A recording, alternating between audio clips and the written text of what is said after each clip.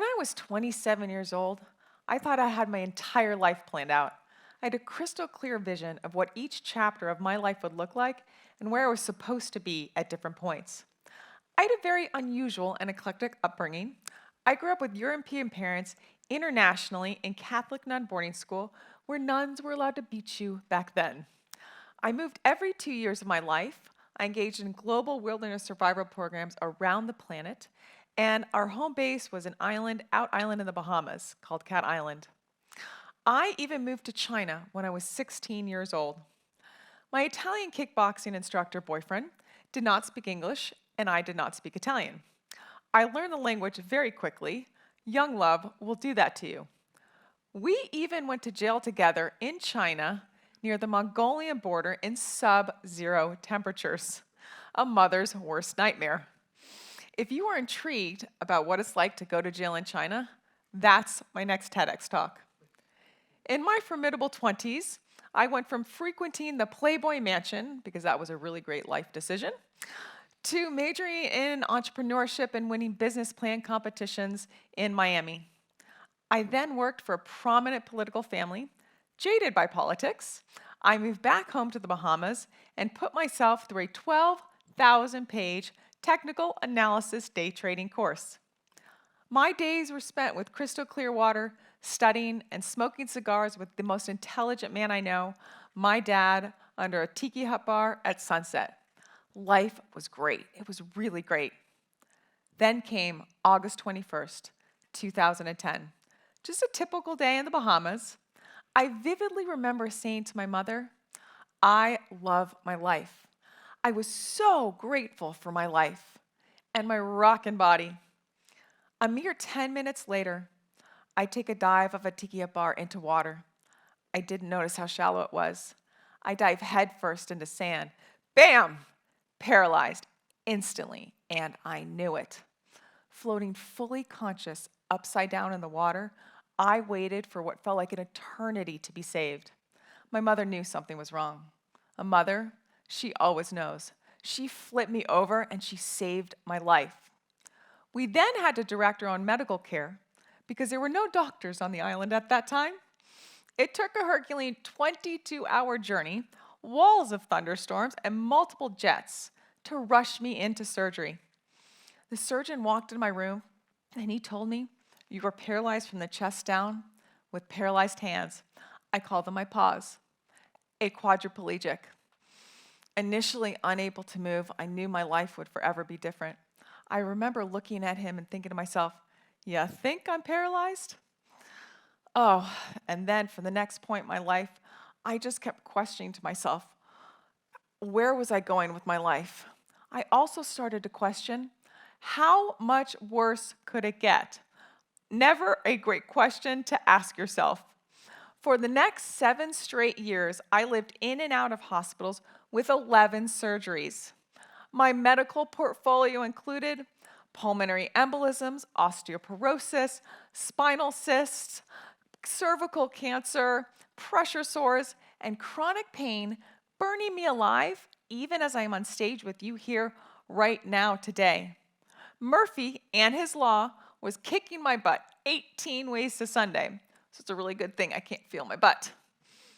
I couldn't understand why this was happening to me. Life was not fair. Where did that come from anyway? Life is fair. I think it came from the 1980 Disney movies. Always a happy ending, right? Well, not quite yet for me. A few years later, I moved back to China for life-saving spinal surgery. They wouldn't operate on me in the United States. Let's call it liability reasons. I'm going to stick with that story. My respiratory system was failing, and I had months to live if I was lucky. Fortunately, I speak Chinese, and I had to translate my own medical surgery. I would not highly recommend this. Fortunately, surgery was successful with a few twists. I woke up on ibuprofen only, intubated, violently thrashing around, and the doctors tied me down to the bed with literal purple string. I passed out. After waking up from this nightmare, I was then overdosed on morphine. Not once, but twice. The walls were melting and the hallucinogenic spiders were coming down to attack me. I then commenced a rehab program where they proceeded to break my right leg in 8 different places, and they didn't cast it due to poor PT education and undiagnosed osteoporosis. I then spent the next year in and out of bed with pain so intense I could barely form a sentence. This would become the darkest time of my life. I became suicidal. I told my family I would live for 1 year, and if nothing changed, I wanted help to die. I felt so helpless and so hopeless, I couldn't understand the point of living this life. I would wake up each night in agonizing pain, crying, saying to myself, if I had the use of these hands, I would use them to kill myself. At this point, I realized I was not just physically paralyzed, worse, I was mentally paralyzed, unable to move. I became a voluntary hostage in my own life, trapped by my mindset, until I recall something my dad said to me in the ICU when I broke my neck. He said to me, "Kid, you broke your body, not your brain. Get to work." Translation, your mind is your most powerful asset. You have to keep moving forward. As I started to just believe in a way forward again, life, it happened again, but there was a really big difference this time though. It was me. I accepted that I couldn't move physically, but I would mentally. Surviving and overcoming yet another serious adverse medical experience, it seemed possible. Simple but consistent. I would wake up, I would day trade, I would read, I would exercise, and I connected with community, the disability community. I didn't feel so alone this time. And I started to use humor in my everyday life. The darker the humor, the funnier I try to become. I engaged in sexy ICU photo shoots with my mother in the ICU and racy online dating experiments that resulted in marriage and just recently divorced. Surviving and feeling a little less alone this time, it wasn't enough for me. I discovered my passion and my purpose, a purpose I would not have otherwise had if it had not been for my paralysis. After being denied medically, in 2016, I developed this major pressure sore. And after being denied medically necessary equipment, I needed to physically survive in my life. Fighting for my life gave me something worth fighting for. Does it ever feel like your health insurance company may not have your best interests at heart? The slogan is not personal, it's business. It comes to mind.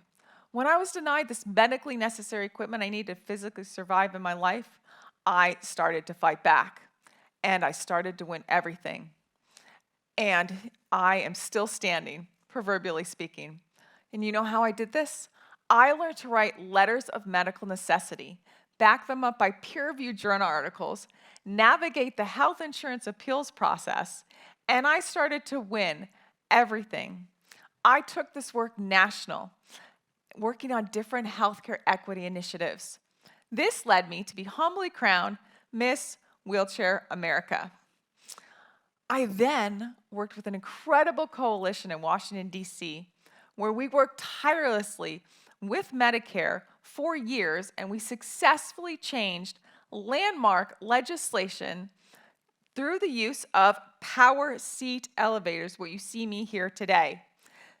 A major, major victory for us here in the United States.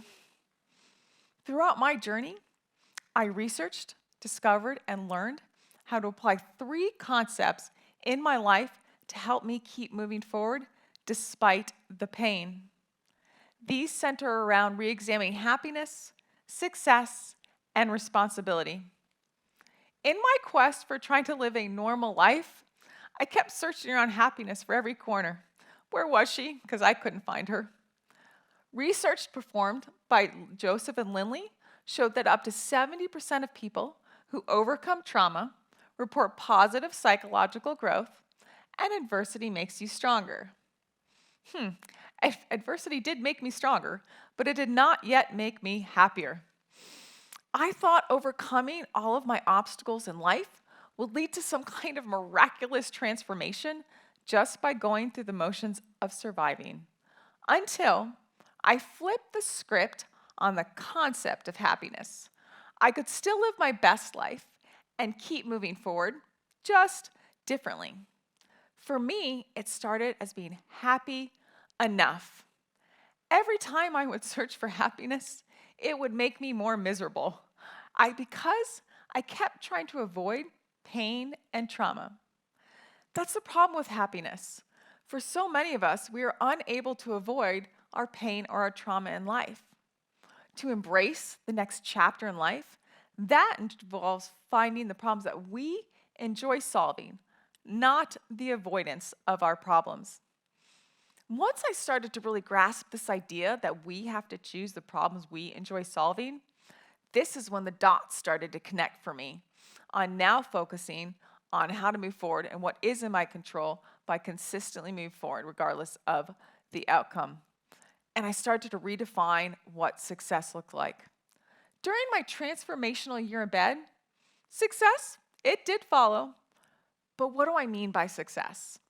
I transformed my personal passion to survive into a shared collective purpose to pay it forward to others.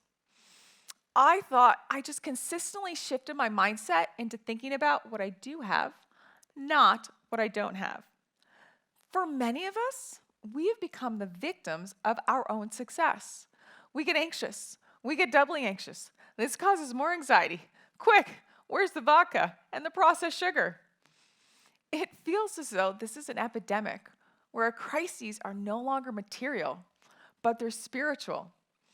I consistently went from thinking about how life is not fair, how I'm not successful, how I can't do this or that, to now focusing on what is in my control by consistently moving forward, regardless of what the outcome was going to be, positive or negative. This is where 100% responsibility comes into many of our lives. In order to assume responsibility, I must assume ownership of my present circumstances. As I'm constantly reminded by my dad's comments in the ICU, I have control of where I go with my life. Listen, I've been killed, cardiac arrest about 7 times in the hospital. You kind of lose count after 3. But you know what? Fault, that's past tense. Responsibility, that is present tense, and it's action focused. Fault results from choices we've already made. We can't do anything about those. Responsibility, now that results from choices we're making right now, every single second of every single day. I choose to take responsibility of my life 100% with respect to letting go of fault because I have control of where I go with my life. Whether this was from advancing healthcare equity initiatives, winning Miss Wheelchair America, now corporate disability inclusion consulting, keynote speaking, probably most importantly, dark humor in my everyday life, it wasn't until I replaced my power to control with my power to let go that I started to move forward. I broke free from paralysis and now help thousands of others break free from their own psychological paralysis. Now, I haven't quite cracked the code yet on how to reverse physical paralysis, but it's on my to-do list next year, PhD, neuroscience, maybe, I think. In the meantime, I am so humbled to tell you a story of a friend of mine who came to me after she was denied a $30,000 medical bike by her insurance company. I worked with her to navigate the labyrinth of the health insurance appeals process, not so fun. And her insurance company was forced to overturn their decision by a government agency awarding her this $30,000 bike. An amazing day. I didn't do the work for her. I used the principles that guide my own life to help her take control of hers. This all centers around being your own self-advocate. This is no longer about me. This is about helping others advocate for themselves.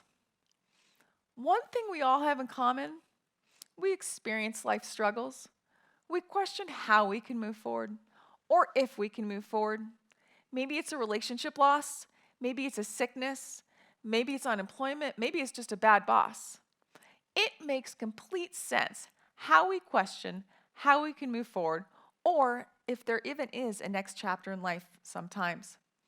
What I hope I have shared with you here today is not only that we can move forward despite life circumstances, case in point for me, but my idea truly spreads on how we move forward to help you.